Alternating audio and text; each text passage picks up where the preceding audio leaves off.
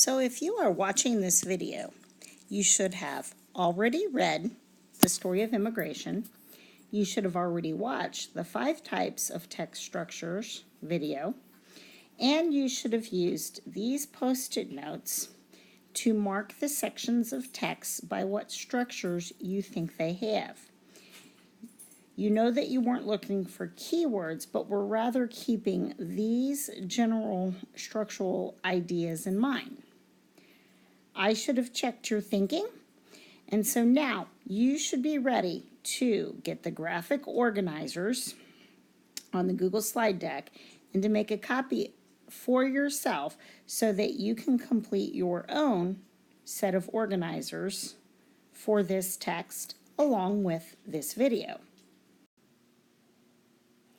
So this first section you should have labeled as a description or a descriptive type structure. And the reason for this is because as we organize our thinking, we can start to get a picture with all of this information. The writer of this section has given us several different details to consider.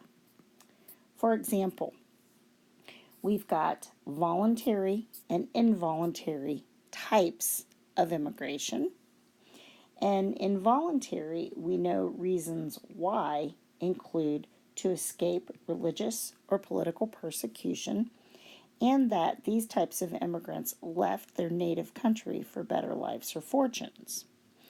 Now, within types of immigrants, we have legal immigrants that come as visitors to our country, or illegal, and these are the people who might be sneaking in, who are smuggled, or who refuse to leave. So here in this section, we have received a description of different kinds of immigration. Now our next text structure and section is sequence. And the waves of immigration text section lends itself well to that sequencing of information. That is, we have events listed in chronological order. And so as we take a look at the information in this section, it makes sense to kind of organize it into a chart that flows from what happened first to what happened last. Or maybe we should say from the oldest to most recent. So in this section, we read about waves of immigration, where the first wave was really here back before the United States became a country, and people were coming for religious freedom and new opportunities. This wave took place from the early 1600s until about 1830, and immigrants to America had come mostly from Western Europe, and then there were slaves coming from Africa. The second wave of immigration, and next in chronological order, was from about 1870 to 1890.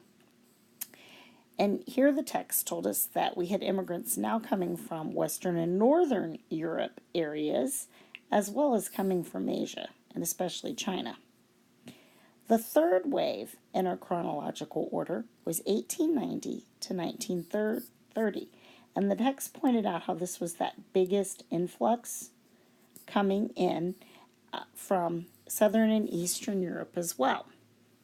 Finally, this fourth wave, starting in about 1960 and going on today, is our most recent in our chronological order, and the text noted that reasons for this wave include civil strife, political upheaval, and wars. We do have legal and a lot of illegal, which is causing problems today.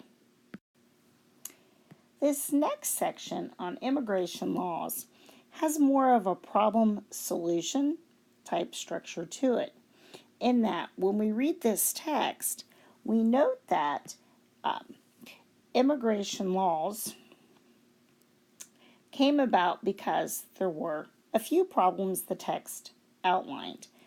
We noted that there were people coming into the country now with different cultures and religion, and people from new areas of the world. So they were not welcome, and there was a lot of pressure to pass laws. So as somewhat of a solution to these problems of people not being welcome and the pressure, things like the Chinese Exclusion Act, reading tests, and different types of quota laws were passed. So in this way, this section of the text gives us an idea of a problem and solution. While the section on symbols of immigration doesn't necessarily compare and contrast these symbols directly, we can still organize our thinking in this compare and contrast structure because we can note similarities and differences in these symbols. And so when you start to organize some of the information in this kind of a structure, it makes a little more sense. This section noted 3 different symbols: Ellis Island, Angel Island, and the Statue of Liberty. Now, all of these symbols are representing freedom, but we have 2 symbols in particular that are both immigration centers. And so when we think about comparing them, both of these were centers that processed incoming immigrants. Some differences, though, is that Angel Island was on the west coast in San Francisco, California, and Ellis Island was on the east coast in New York, New York.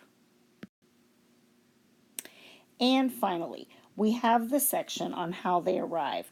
And this section can help us really think about more of a cause and effect structure.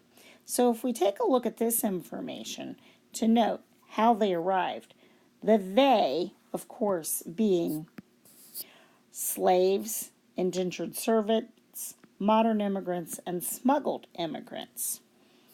Of course, we've got the cause or the how here, and that would be most of them coming by boat.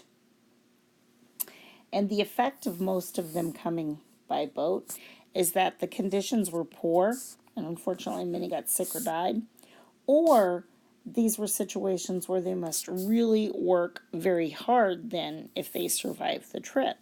That, of course, includes our slaves and our indentured servants. Now, later we have immigrants coming in on foot or swimming, and even on airplanes today. That makes up some of our modern immigrants. And as we read in the text, though, the effect of this today is that most are coming in illegally. And so, while the story of immigration was not explicitly structured into a descriptive, a sequence, a problem solution, compare contrast, or cause and effect format, we can still, in our minds, structure the information in that way.